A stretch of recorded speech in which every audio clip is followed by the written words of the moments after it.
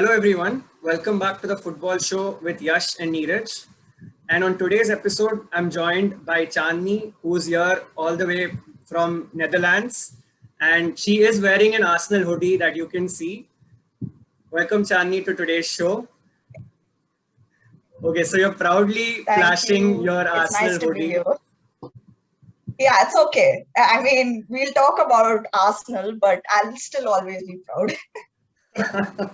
So tell us, Chandni, tell us about your life with Arsenal. How did you become a football fan and how did you end up becoming an Arsenal fan? So I think I've always been interested in watching sports. I remember my first brush with football being the 2010 World Cup because a lot of people were talking about it in school. I did not follow the Premier League or Arsenal for that matter till 2015, late 2015. So 15-16 was my first season with the Premier League, with Arsenal. The first half of the league, I was like, whom should I support? And then I zeroed down on Arsenal because Arsenal was doing well that season along with Leicester, and Leicester won the Yeah. league. So yeah, it was still good times, I think, for a Gunnar. And yeah, I chose Arsenal and I've stuck with it. And I will stick with it for the rest of my Amazing. life. Yeah. Amazing. That's great that you have stuck around with Arsenal through all these difficult times. You have become a fan when Arsenal has unfortunately been going on a downward trend. So let's Yeah. go back to the start of this season, Chandni. So fresh off the back of an FA Cup win under Mikel Arteta, you had Yeah. Aubameyang signing the contract at the end of the season. You let some of the main players go who were on high wages like Mustafi, Ozil, players like them went out of the team. You got in players like Yeah. Partey, Gabriel, Willian came in from Chelsea. So things were looking bright. You ended up winning the Yeah. Community Shield against Liverpool, another trophy for Arteta and Arsenal. What went wrong over the season after that? Like you mentioned, I think we started off with on a good note by beating Liverpool because it has always been tough for us against Liverpool. And Partey signing was a big boost because it happened on the last day. Aubameyang re-signing after being the player that single-handedly took us through the season prior. It was all good signs, but to be honest, I didn't think we would uh, go into the top four. I thought maybe we'd finish fifth, we'd finish maybe fourth, definitely not eighth, because the season before that, when Arteta started, we finished eighth. And it wasn't a good look. We were still in Europe because of the FA Cup. And obviously, I wasn't happy with that. So I thought maybe a top six finish, like fifth or fourth, not even sixth, but fifth or fourth is where I thought we could do it. But I think the team didn't gel well together. And I think even Arteta had some issues. Yeah. Okay. So, in terms of Arteta, did you really believe in Arteta building a team of the stature that Arsene Wenger had built over the years? Because Arteta was coming in after being under Pep Guardiola, so people were expecting a lot from him. But I think he's really underperformed over this season after the FA Cup initial rise for Arsenal. What are your thoughts Yeah. on Mikel Arteta? See, I think he underperformed even in his first season, although it wasn't a full season and we had the pandemic also. But eighth is not an acceptable position for a club like Arsenal. Yeah. To be honest, when I first heard of the Arteta rumors right after Wenger left, this is before Unai Emery, I wasn't fond of that idea. And when we signed Unai Emery, I thought, okay, fine, it's better than signing Arteta. And then when we got Arteta, I was again skeptical because this is his first managerial job Right. as the sole head of a team. And I didn't know anything about his tactics or what he was going to do on the pitch. For me, be somebody's assistant and be very good at it, but on your own, what you're going to do is what matters.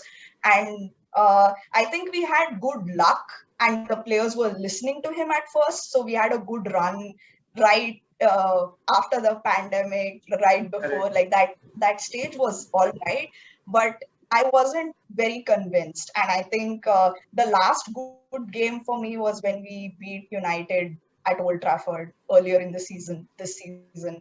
I think after that, it's just been horrible to watch. I don't see any style of our own. Like Wenger had Wenger ball. Unai Emery tried high press. He had his own tactics. There was something going on that you knew the manager is instructing the players and they're listening. But with Arteta, I don't know what his tactics are still. And that's what bothers me the most. So I don't know how it's going to go. To be honest, I'm a bit scared for what's going to happen. So we've seen the end of the season. What do you think lies ahead? Will Arteta be retained? Do you see a future under Arteta, or do you need to go for someone else? Who is the person you think can replace Arteta in the next season if you're going to change your manager at this point of time?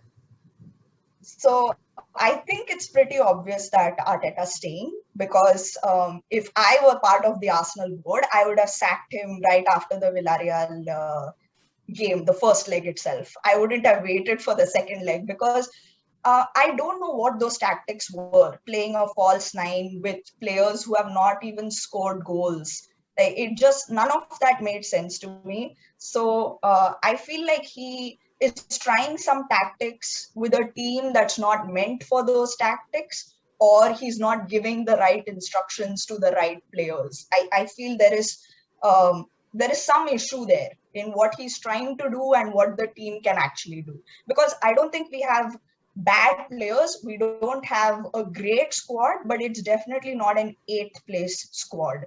So I'm not convinced, to be honest. I would have liked to see him go, but he's there. So I am going to hope that we do well. But I think we're going to have a mid-season change. I think he's just going to get unceremoniously sacked like Unai Emery did in the middle of the season. I wanted Allegri to come after Wenger left because at that time he was fresh off of Juventus. Now I think he's gone back to Juventus, right? So now I'm looking at Conte, and Spurs couldn't sign him, so it would be nice to sign Conte. But I don't know if our board is going to make a move on Conte. There are just too many issues. I think we're just stuck with Arteta for now. Correct. Even the 8th place was on the back of like a very good run towards the end of the season. I think otherwise you were still languishing about 9, 10, 11 at some points of the season. And the atmosphere around Arsenal has just become so toxic, don't you think? All the fans revolting. It's not been good for the last couple of years, even under Unai Emery and even under Arsenal. So where is the blame lying with? Is it the management, the top level management? Is it Kroenke? What are your thoughts on Kroenke and the owners of Arsenal? So I think the fan frustration for the majority of the fan base has built up over the last 17 years because after 2004, 2005, it's been a struggle for our fan base to back this club. And it's only been FA Cup wins, but we've not really challenged for the title other than the Leicester season. And before that, we were in and around the top 4. We took it for granted. So I don't blame the fans for being frustrated. I think majority of my time being a supporter has been through this toxicity. So sadly, I am quite used to it. This board, I think their litmus test period was long over. People were frustrated with the board from the time I became a fan, and it's just gotten worse. It's especially with the whole Super League thing that happened. I just couldn't take it after that. I wanted them gone. But at the same time, we don't know what's happening behind the scenes. They're talking about the Spotify owner buying Arsenal and that he put a bid. And there are some of our legends from the Invincibles team that are supporting this bid.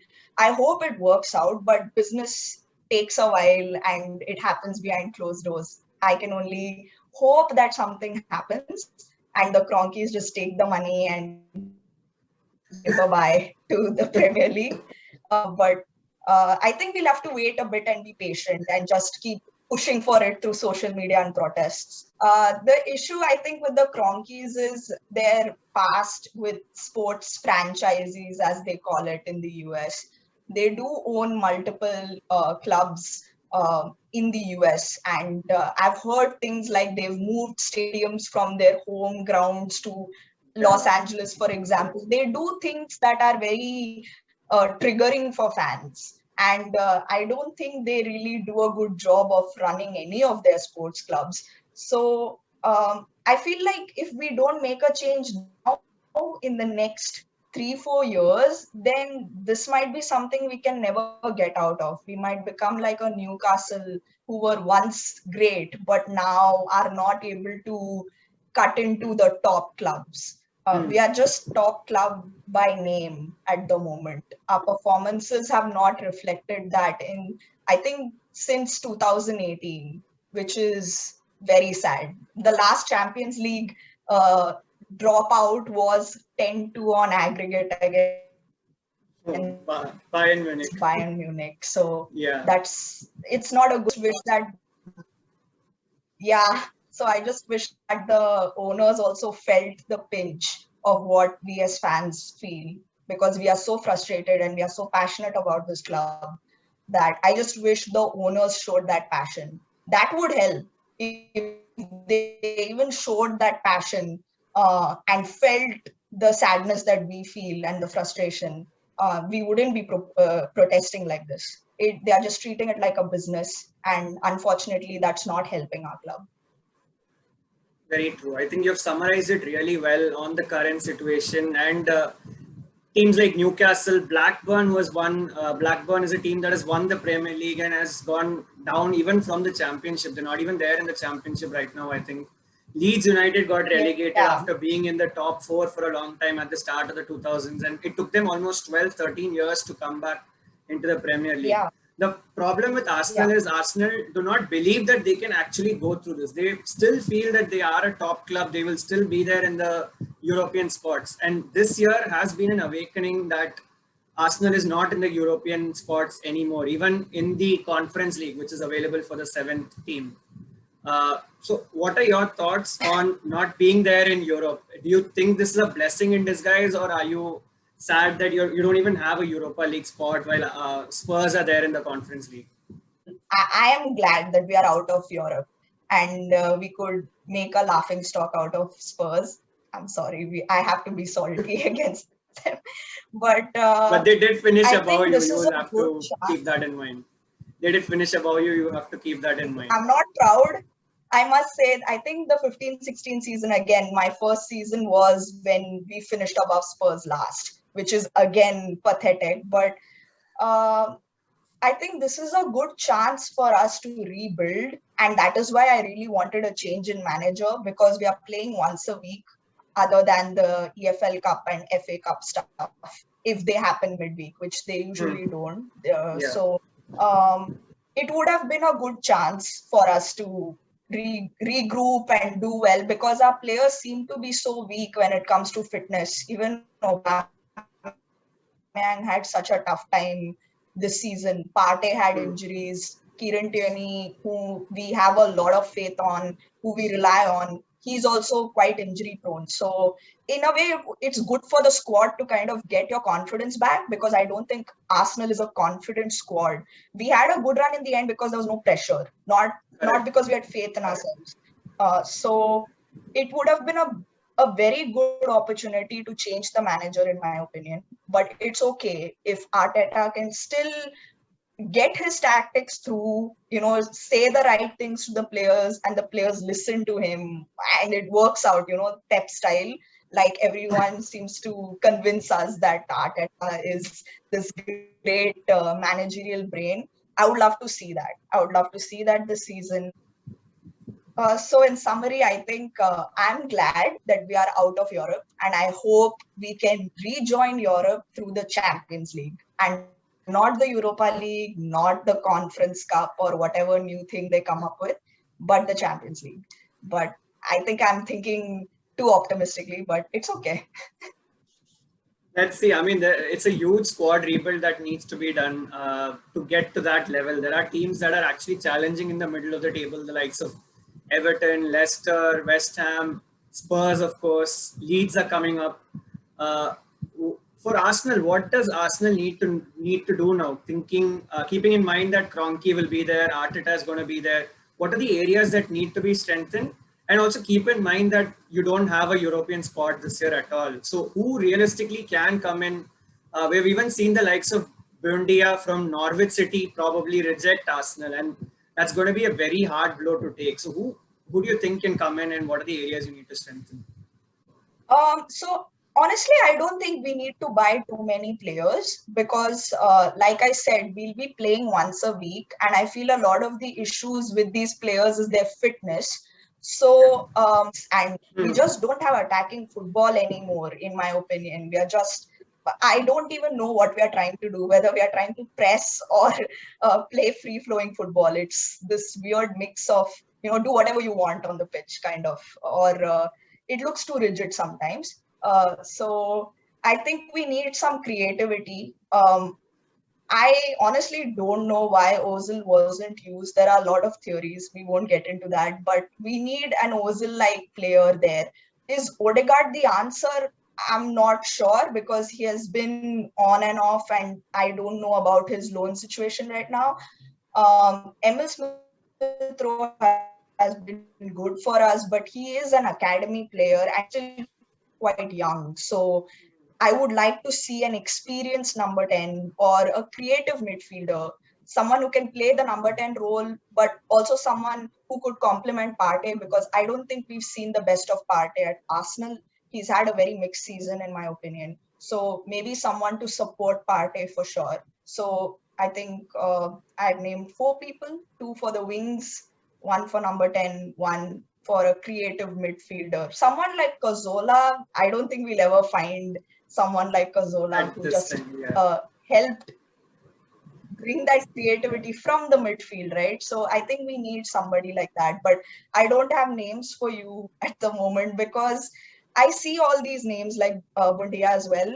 But I just keep wondering what is Arteta's tactic or what is his vision? And does this player fit that vision? I have no idea. So at the moment, I'm just looking at rumors and I'm like, okay, this person is a good player on paper. I hope he works for Arsenal because Partey is an amazing player on paper. He did wonderful things for Atletico, but he left Atletico and came to us, and he's been a shadow of what he was at Atletico, and now Atletico won the league. So I feel horrible for him.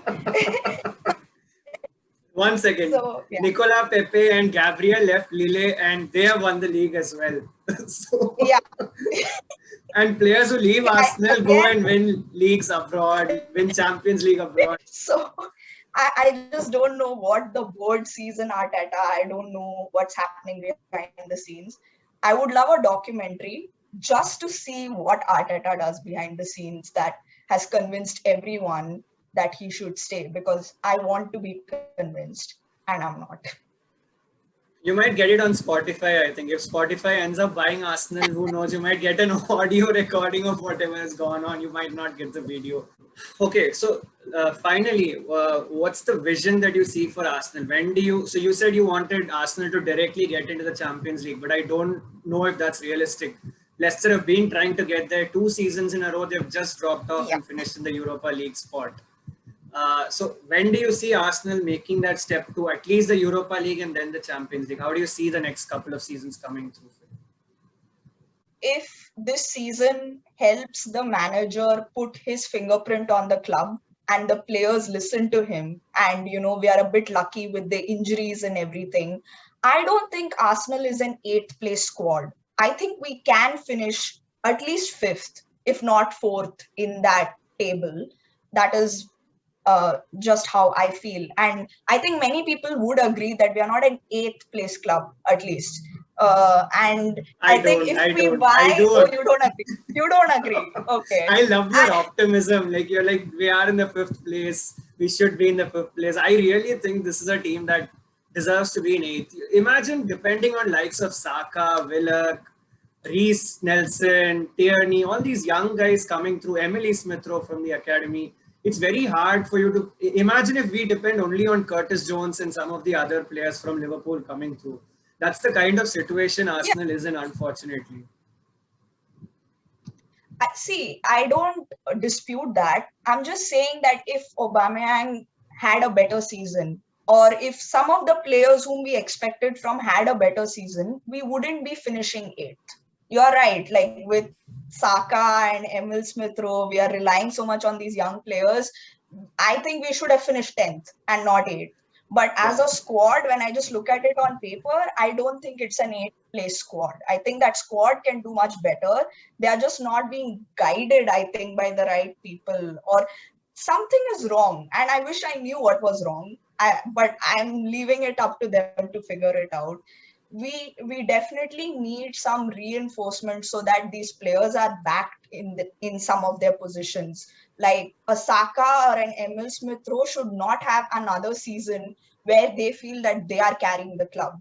It should be True. someone like Aubameyang or Partey who are carrying our club because they are the senior players, right? Yeah. So apart from the luck factor, I feel the manager really has to step up and show not only the audience and the fans, but also the players what his vision is. And he can't just keep saying trust the process. We need to see that process in action. It's high time, or otherwise the board has to make swift changes. If Arteta is not the answer, please invest in a good manager, an experienced manager, at least to get us to the top ranks again. We can do all these experiments if we were, say, City or if we were Chelsea, but we are not. So don't experiment with a club that is already so feeble. Like, first bring us up to a position. So yeah, I So think Arsenal did invest in Unai Emery. The man yeah. is experienced. The man has won another Europa League after leaving Arsenal. Beat you on the way in the Yeah, semi-final. So, yeah. what more would you need? You just need to trust the whole process. I think. I don't think we trusted Unai Emery's process. I think we were too Yeah. impatient with him, and now we are too patient. If this was the other way around, I would get it. But we sacked Unai Emery after a bad run of games. Maybe if we had stuck with him a bit longer, he could have turned it around because, like you said, he's an experienced manager. Now we don't know whether he lost the dressing room, if the players didn't listen to him, what happened. But I think the club could have been a little more patient with him, given him time till the end of the season. We should have waited a bit longer because we can't just expect things to change overnight. Even during the end of Arsene Wenger's legacy, things weren't looking good for us. So it does need some time. I just think putting so much faith on a first-time manager is not a solution. I would be patient if this was a Conte or someone who was experienced, who has won trophies before, even Unai Emery. But I just don't see anything from Arteta to have faith. And I would love to be proven wrong, but this is just how I feel right now. I do not have faith that he could change things around. I feel he's too inexperienced for this. And this is a big mess. Thanks, Chandni. I think you have summarized the whole scenario of Arsenal very well. So finally, what's your thoughts for next season? Where do you think Yeah, you will finish? it's tough to say. I think we'll finish seventh or eighth. I have a feeling we'll finish seventh and get into that European conference thing and treat that as a win for Arteta. If assuming we are with Arteta, I won't be happy about that at all, not one bit. And it saddens me to be this pessimistic when the transfer window is not closed. We are still a few months away from the season starting, but we haven't really shown any positivity in the transfer window. Like you said, players that we wanted seem to be moving away from us. I don't see us changing anything from this, so I don't see a big change in how we are performing either. Great. Thanks, Chandni, for all your thoughts. I think the way forward would be if the Spotify owner indeed comes and buys the Arsenal Football Club from Kroenke. I think that would be a step in the right direction. Or, according to you, maybe sacking Arteta would be the right way. But I think you are definitely someone who still believes that you could be proved wrong, and you're happy to be proved wrong. Thank you. Thanks, Chandni. Thanks to all the viewers who have turned up for this episode. Stay tuned for another one. We'll be back again. Thank you.